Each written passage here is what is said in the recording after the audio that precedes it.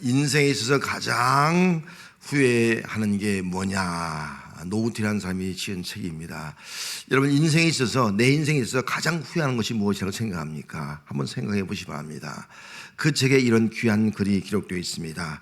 인생에 있어서 가장 후회되는 것이 뭐냐고 묻는다면, 미소 지으며 아직은 없다고 당당히 말할 수 있는 그날이 오기를 희망하고 응원하겠습니다.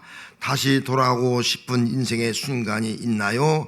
이 질문이 어떤 순간도 떠올리지 않을 사람은 없을 것입니다. 결국 후회 없는 삶이란 없으니까요. 이렇게 한 글을 적고 있습니다. 그렇습니다. 이 글 그대로 인생은요, 후회 없는 인생은 없습니다. 누구나 다 인생은 후회가 있다 하는 겁니다.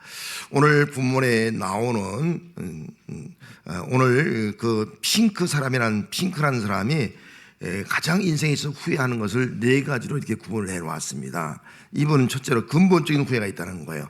자기 책임감을 다하지 못한 후회예요. 가장으로서 책임을 다하고요, 때로는 자녀로서 책임을 다하지 못하고요, 때로는 직장인으로서 책임을 다하지 못하고요, 또 내가 또 학생으로서 책임을 다하지 못하고요, 자기가 뭔가를 소홀히 한 것에 대한 그런 후회를 가지고 있는 것이 우리의 인생이다 하는 겁니다. 그 다음에는 과감함에 대한 후회입니다. 지나친 신중함이죠. 나에게 좋은 인생의 기회가 있는데 그 기회를 놓친 거예요. 우리 인생에 세 번의 좋은 기회가 있다지 않습니까? 지나고 보니까 그 기회를 그때 놓치면 안 되는데, 그때 그 기회를 잡았어야 되는데 그 기회를 놓친 것에 대한 후회함을 누구나 다 가지고 있다 하는 겁니다. 또 한 가지는 도덕적 후회입니다. 자기의 잘못으로 인해서 상처 입은 사람에 대한 후회입니다. 다시 말하면 바람 폈어요. 바람 피웠으면 그 바람 피고 내가 왜 그때 그런 행동했지, 내가 왜 그때 그 유혹에 빠졌지, 예?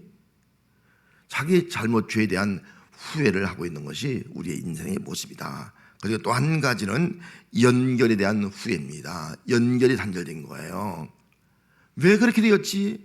왜 부모하고 나와의 관계가 단절되었지? 왜 형제 간의 관계가 이렇게 멀어졌지? 왜 친구의 관계가 이렇게 나하고 끊어졌지?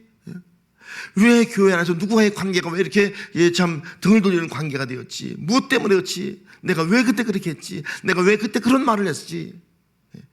그 관계가 단절되고 끊어진 것에 대한 후회감을 갖고 있는 것이 우리 인생이다 하는 겁니다. 그때 그렇게 하지 않았으면 우리 부부가 멀어지지 않았을 텐데, 그때 그렇게 하지 않았으면 친구 간에 멀어지지 않았을 텐데 하는 그런 후회감이 있는 것이 우리의 인생이다 하는 겁니다. 오늘 본문에 나오는 이 다윗에게도 가장 인생에 큰 후회가 있다면 무엇일까? 그는 만남에 대한 후회예요. 내가 왜 어쩌다가 밧세바를 만났을까? 그 여인을 왜 만났을까? 라고 하는 그런 후회를 하게 되었습니다. 다윗은 하나님의 마음에 합한 사람으로서 정말 정직하고 깨끗한 사람이었고 하나님이 쓰시는 사람이었습니다. 죄를 지을 줄 모르는 그런 사람이었어요. 그런데 그가 그만 순간적으로 죄를 짓고 만 거예요. 어느 날 그가 왕이 되었습니다. 전쟁에 나가 승리했습니다. 어느 날 그는 다른 사람 장군은 전쟁터에 나가 있는데 그는 왕궁 안에서 저녁 때 낮잠을 즐기고 저녁에 쉬는 시간에 좀 선선한 시간에 성벽을 거닐게 되었습니다. 거닐다가 한 여인을 목도하게 됩니다. 어느 집에서 목욕을 하고 있는 여인을 보게 된 거예요. 그 순간 그 여인에게 모든 눈이 다 쏠린 거예요. 한눈에 반해버린 거예요. 그로 인해서 왕이니까요. 그로 인해서 그를 불러들이게 되었고, 또 그 여인과 더불어서 임신을 하게 된 거예요. 불륜을 행하게 된 거죠. 순식간에 벌어진 사건이에요. 그리고 나서 아기를 갖게 임신을 하게 되었으니까 이거 어떡합니까 이걸? 우리야 자기 충성된 장군의 아내예요. 장군은 지금 전투에 나가서 목숨을 걸고 나라를 위해서 왕을 위해 싸우고 있는 충성된 부하의 아내라고요. 이거 어떻게 해결할 것이냐 걱정이 되는 겁니다. 그래서 그걸 숨기기 위해서 전쟁터가 있는 우리아를 왕궁으로 부릅니다. 그리고 불러서 네가 전쟁터에 수고 많이 했구나. 이제 너 집에 들어가서 아내와 더불어서 좀 쭉 풍부히 쉬었다가 다시 전쟁터에 나가라. 그렇게 말합니다. 그래야지 또 남편과 어떤 관계를 맺어야지만이 임신한 것을 감출 수 있지 않습니까? 남편의 자식으로 말할 수 있으니까. 그런 꾀를 썼습니다. 그런데 이 우리아 장관은요 그럴 수 없다는 겁니다. 나는 내 집에 들어가서 아내와 함께 할 수가 없습니다. 왜? 나의 부하들은 전쟁터에서 목숨을 걸고 싸우고 있는데 내가 어찌 집에 들어가서 내 아내와 즐거운 시간을, 부부를 잠자리를 같이 할 수 있겠습니까? 그럴 수 없습니다. 안 가는 겁니다. 여러분 진짜 충성된 사람 아니겠습니까? 그래서 할 수 없이 그를 전쟁터에 보내는데 몰래 편지를 써서 보내는 거예요. 최의 전방에 보내서 죽게 만들라는 거예요. 최의 전방에 나가서 전투하다 그만 죽고 말았습니다. 너무나 끔찍한 일이 일어난 것이 아니겠습니까? 어떻게 이런 행동을 할 수 있겠습니까? 우리아의 아내는 남편이 죽었다는 소식을 듣고 남편을 위해서 정말 통곡하면서 애도하면서 장례를 치르게 되었습니다. 그런데 이 장례가 마치자마자 이 다윗은 사람을 밧세바에게 보내서 이 밧세바를 자기 왕국으로 데려와서 아내로 삼고 아들을 낳았습니다. 아들 낳았습니다. 여러분 다윗 왕 어떻게 이럴 수 있겠습니까? 다윗 왕은 평생의 가장 큰 오점이에요. 내가 왜 이런 일을 했지? 내가 왜 이런 죄를 졌지? 후회할 수밖에 없는 거예요. 내가 어떻게 남의 중대 부하의 아내를 내가 범했지? 내가 어떻게 이렇게 참 치사하게 간사하게 이런 속임수를 내가 썼지? 내가 어떻게 최전방에 보내서 죽게 만들었지? 간접 살인죄를 저질렀지? 평생 후회할 수밖에 없는 사건이 그의 마음속에 있었습니다. 가장 후회하는 사건이었습니다. 그러나 아무리 후회해도 그 문제는 해결되는 것이 아니잖아요. 해결되는 거 아닙니다. 여러분 다윗은 후회했는지 모르지만 자기 죄를 알지 못했어요. 오늘 우리가 살아가면서 우리 인생 어떻습니까? 여러분 가장 후회할 일이 내 인생에 무엇이 있습니까? 이 생을 살아가는 사람들 중에는 후회 없는 인생은 없습니다. 어떤 사람은 내가 왜 그때 그런 잘못을 했지, 그때 그 잘못을 후회한 사람도 있을 것입니다. 어떤 사람은 내가 왜 그 당시에 깜빡한 사이에 순간적으로 내가 왜 그런 죄를 저지르지 못했어, 그 죄 때문에 후회하는 사람도 있습니다. 어떤 사람은 내가 왜 그때 그 사람 만났지, 그 사람 때문에, 이 잘못된 만남 때문에 또 만났는데 내가 왜 그런 말을 했지, 그래서 관계가 멀어진 것에 대해서 후회를 하는 사람도 있습니다. 어떤 사람은 내 인생에 3번의 좋은 기회가 온다고 했는데 내가 왜 그때 판단을 그렇게 했지, 그때 그 기회를 잡았으면 내 인생이 달라졌을 텐데, 그래서 주어진 좋은 기회를 놓친 것에 대해서 후회를 하는 사람도 있다는 것입니다. 그렇다면 여러분들은 지금 무엇을 가지고 후회하고 있습니까?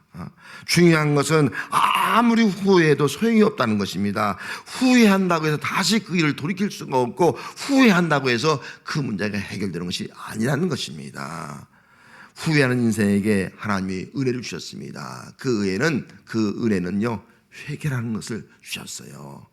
하나님 주신 은혜는요 회개라는 겁니다. 그래서 21절 말씀에 그의 신하들이 그에게 이르되 이미 아이가 살았을 때는 그를 위하여 금식하고 오시더니 죽은 후에는 일어나 잡으니 이 일이 어찌 됨니까? 라고 물었습니다.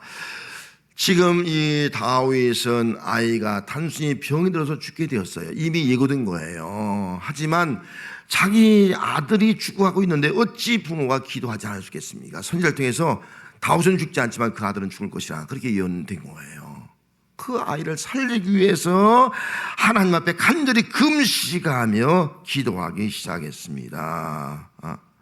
단순히 아이를 살리기 위해서 금식하며 기도한 것이 아니라 자기의 죄를 깨닫고 회개하며 기도했다 하는 것입니다. 다윗은 밧세바를 범하는 가늠죄를 짓고 또 자기 부하들을 속이는 그런 거짓말을 짓고 또 죄의 전방에 보내서 죽게 하는 간접 살인죄를 지었습니다. 그런데 그는 자기의 죄악을 몰랐어요. 왜 자기 죄악을 몰랐겠습니까? 그 양심이 마비된 거예요. 양심이 타락된 거예요.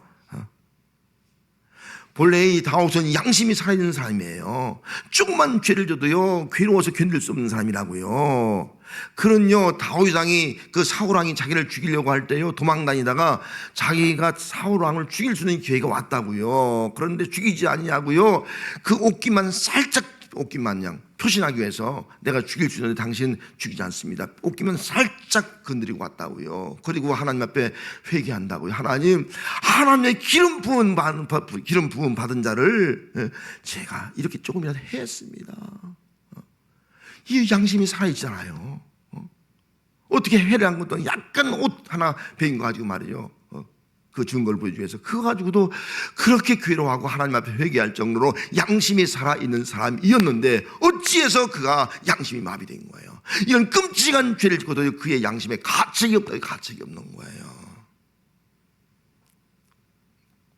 그런데 양심에 가책도 없고 뉘침도 없고 있는 사람이 회개를 하게 됩니다. 아이를 위해서 기도하다가 회개하게 되는 거예요. 금식하며 회개해요. 여러분 어떻게 그가 회개하게 되냐는 거예요. 어떻게? 여러분 회개는요 하나님의 은혜예요. 할렐루야. 하나님의 은혜가 아니냐면요 절대로 회개할 수가 없는 거예요. 스스로 자기를 깨닫고 회개한다? 아니에요. 여러분 회개할 때요 하나님의 은혜인 줄 믿으시기 바랍니다. 하나님의 은혜로 회개하는 거예요. 그래서 하나님께서 은혜를 주는데 어떻게 회개를 하냐면 나단 선자를 보내서 그의 죄를 깨닫게 해서 이것이 바로 은혜라는 거예요. 하나님이 나단 선자를 통해서 나단이 다윗에게 나단이 가서 이렇게 말을 합니다. 어느 동네에 두 사람이 있습니다. 한 사람은 부자입니다. 한 사람은 가난합니다. 부자는요 많은 소 양의 떼를 가지고 있습니다. 그러나 가난한 사람은요 어린 양 새끼 암나귀 새끼 어린 양 암나귀 새끼 한 마리를 가지고 있습니다. 한 마리. 가난합니다. 근데 부자의 집에 손님이 왔습니다. 그 손님을 가지고 대접할 때에 자기 양들이 많으니까 얼마든지 좋은 양 가지고 대접할 수 있는데 그렇지 하지 않냐고 가난한 사람에 가서 부자니까 힘이 있으니까 가난한 사람에 가서 그 양을 권력도 있으니까 양을 빼앗아 가지고 말이죠. 그 하나밖에 없는 양 그 딸을 그 양을요 자기 딸처럼 여겼다는 거예요. 가족처럼 말이죠. 그렇게 가족들이 양 사랑하고 그런 것들 빼앗아다가 잡아서 손님을 대접했습니다. 그 말을 들은 다윗이 진노합니다. 세상에 이런 망독한 세상에 이런 악한 놈이 있냐고 당장 저런 놈은 잡아 죽인다고 막 분노합니다. 그때 나단 선지자가 바로 그 사람이 당신입니다. 그때 깜짝 놀라는 거예요. 내가 이렇게 다른 사람 볼 때는 막 그렇게 얘기했는데 내가 그 사람인지 모르는 거야. 내가 그런 죄인인지 모르는 거예요.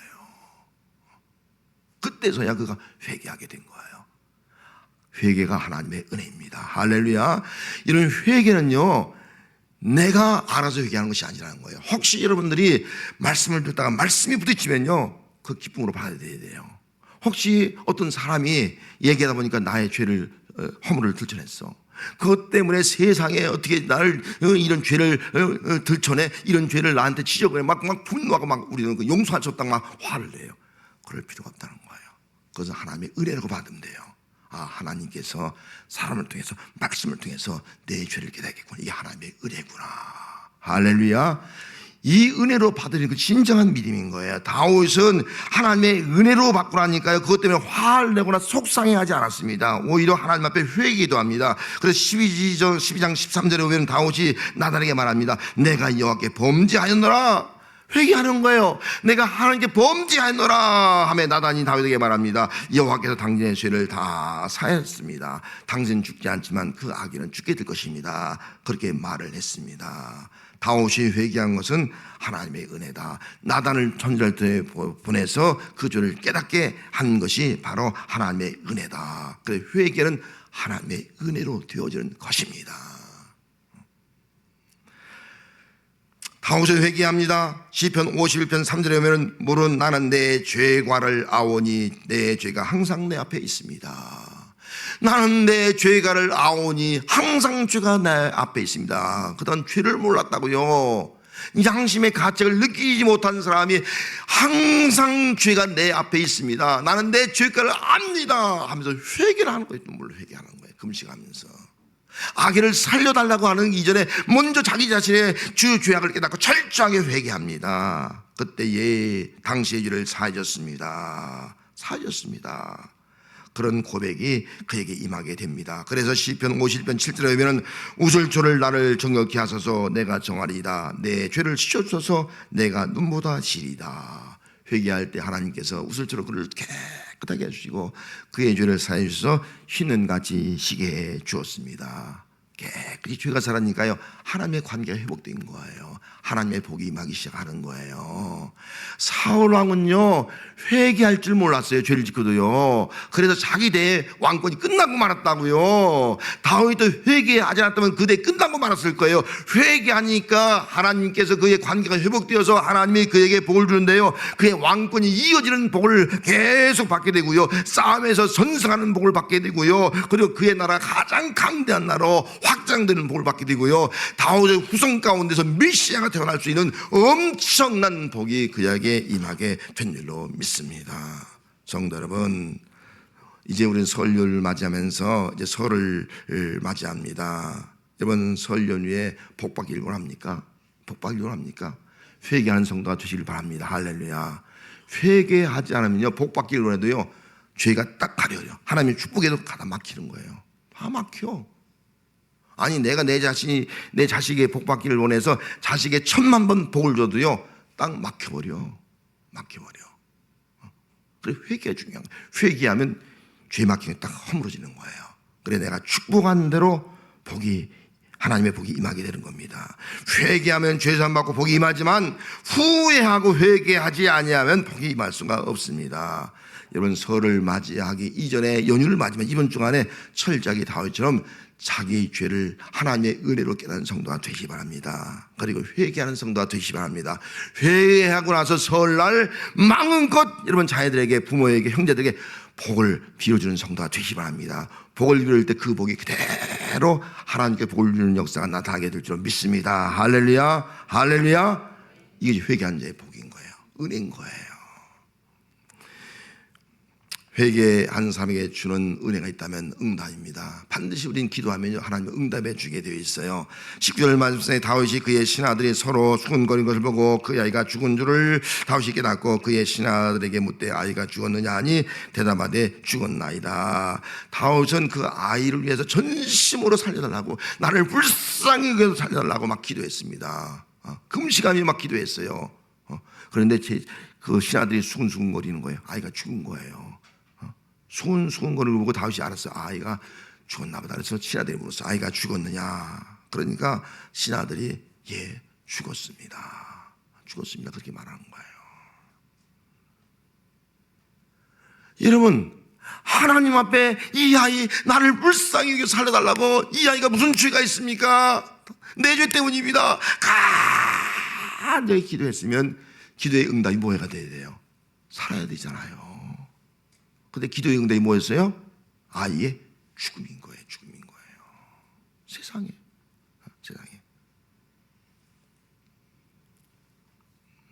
어떻게 그렇게 기도했는데 그 기도의 응답이 죽음으로 왔겠습니까? 다윗은 그 소식을 듣고요. 하나님 왜 기도했는데 응답하지 않습니까? 왜 기도했는데 아이가 죽었습니까? 왜 기도한 대로 되지 않습니까? 내가 그렇게 기도했으면 살려줘야죠. 그렇게 원망하거나 그렇게 따지 않았습니다. 그 죽음의 슬픔에 빠져서 그냥 막 우울하고 괴로워하고 힘들어하고 그런 삶을 살지 않았어요. 행동의 변화가 일어났어요. 그 변화가 뭡니까? 20절 말씀이에요. 다윗이 땅에서 일어나 몸을 씻고 기름을 바르고 의복을 갈아입고 여호와의 전에 들어가서 경배하고 왕궁으로 돌아와 명령하여 음식을 그 앞에 차리게 하고 먹은지라. 좀 이상하지 않아요? 어떻게 아들이 죽었는데 이런 행동을 할 수 있겠습니까? 삶의 변화예요. 다시 말하면 그가 하나님의 성전에 들어가서 경배할 수 있는 그 이유는 하나님의 뜻을 믿은 거예요. 하나님의 주권을 믿은 거예요. 그래 나는 살려라고 기도했지만 하나님의 응답은 뭐예요? 죽음인 거예요. 그건 하나님의 주권인 거예요. 하나님의 결과인 거예요. 나는 기도하지만 그 결과는 하나님의 주권에 있다. 하나님의 손에 달려있다 하는 것을 믿었기 때문에 그는 원망하지 않고 하나님의 뜻에 순종했습니다. 여러분 하나님의 뜻에 순종하니까요 더 놀라운 일이 벌어지잖아요.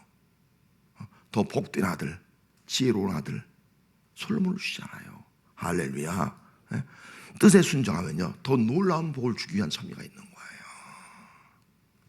24절 말씀에 다윗이 그의 아내 밧세바를 위로하고 그에게 들어가 그와 동침하였더니 그가 아들을 낳음에 그의 이름을 솔로몬이라 아니라 여호와께서 그를 사랑하사. 이게 응답에 순종하니까, 응답이 살려주는 것이 아니라 죽었는데도 하나님께 순종해서 하나님 앞에 나가서 경배하고 새로운 삶을 살아가려고 하니까 하나님께서 그에게 복을 주셔서 솔로몬을 낳게 되는 거예요. 지혜로운 아들을. 죄의 아들은 죽었지만 하나님이 주신 선물 솔로몬을 낳은 거예요. 이 솔로몬을 통해서 그 이스라엘 나라가 다윗이 그 나라를 확장시켰기 때문에 솔로몬은 그 나라를 경제로 번성케 한 거라고. 잘 살게 만든 거예요. 평화롭게 성전까지 짓지 않습니까? 엄청난 하나님의 일을 할 수 있는 귀한 아들을 선물로 받았습니다. 하나님께 회개하고 하나님의 응답에 순종할 때 하나님은 사랑하는 아들 솔로몬을 통해서 하나님의 관계가 회복되어지니까 하나님 복을 주는 거예요. 그래서 다윗은 영원히 하나님의 언약을 이어받는 복된 사람으로 살아가는 그의 가정이 되었습니다. 회개한 자의 삶은요, 새로운 삶을 살아가는 거예요. 새로운 삶을. 그래서 23절 말씀에 지금은 죽었으나 내가 어찌 금식하랴. 내가 다시 돌아오게 할 수 있느냐. 나는 그에게로 가려니와 그는 내게로 돌아오지 아니하리라. 지금은 죽었으니, 이 말이 뭐예요? 새롭게 출발하는 거예요. 지금은 죽었어요. 그가 다시 돌아오게 할 수 없어요. 죽은 거 내가 또 뭐 죽은 자식 두고 기도한들 무슨 소용이 있어요? 슬퍼하면서 그냥 막 그렇게 사람들 무슨 의미가 있겠는 거예요. 죽었으니까 이제는 하나님의 뜻을, 주권을 내가 믿으니까 난 새롭게 출발한다. 새로운 삶의 출발이 시작이 되었습니다. 그런 죽은 아이에게 미련을 갖지 아니하고 하나님께 경배하면서 하나님의 주권을 믿고 심차게 새로운 삶을 출발하게 되었습니다. 새로운 삶을 출발할 때요, 크게 두 가지의 새로운 삶을 출발합니다. 먼저 부부간의 새로운 삶이 출발된 거예요. 그동안요, 부부관계가 원만한 관계가 아니잖아요. 그런데 그가 정식 이제 하나님 인정하는 부부가 된 거예요. 그런 24절 말씀에 다윗이 그의 아내 밧세바를 위로하고 그렇게 말씀하고 있지 않습니까? 여러분, 아이를 잃은 엄마가 얼마나 힘들겠어요. 우리가 부모님 돌아가시면, 저도 부모님 돌아가시면 1년, 2년 되면 다 잊어먹어요. 그 충격을. 그런데 자식을 잃은 그 부모는요, 자식을 잊을 수가 없는 거예요. 평생 품에 품고 살아가잖아요. 이게 엄마가 아니겠어요. 아들을 잃은 밧세바의 그 상처, 그 아픔, 그 마음의 고통이 얼마나 심하겠습니까? 그래서 맨 먼저 한 일이 가서 밧세바를 위로한 거예요. 위로함으로 말미암아 아내의 마음이 치유가 되고 회복이 되어지고 정말 두 사람이 하나가 되는, 부부가 하나가 되어서 새롭게 출발한 역사가 임하게 되었습니다. 여러분, 부부 안에 새로운 출발이 함께하는 것이 얼마나 귀한지 몰라요. 이번 설을 맞으면서 부부생활도 새로운 모습을 가지고 새롭게 출발할 수 있는 은혜가 함께 하시기를 주님을 축복합니다. 이것이 귀한 거예요. 그리고 그의 가정이 새롭게 출발하게 된다. 가정이. 그래서 24절 말씀에 그가 아들을 낳음에 그의 이름을 솔로몬이라 그렇게 말씀해 주셨습니까? 아들을 낳아서 이제 한 가정을 이루게 되는데요, 솔로몬이라 했습니다. 솔로몬은 샬롬이라는 뜻이잖아요. 평화라는 뜻을 가지고 있는 거예요. 안식, 평화, 또 평안, 이런 뜻을 가지고 있는 거예요.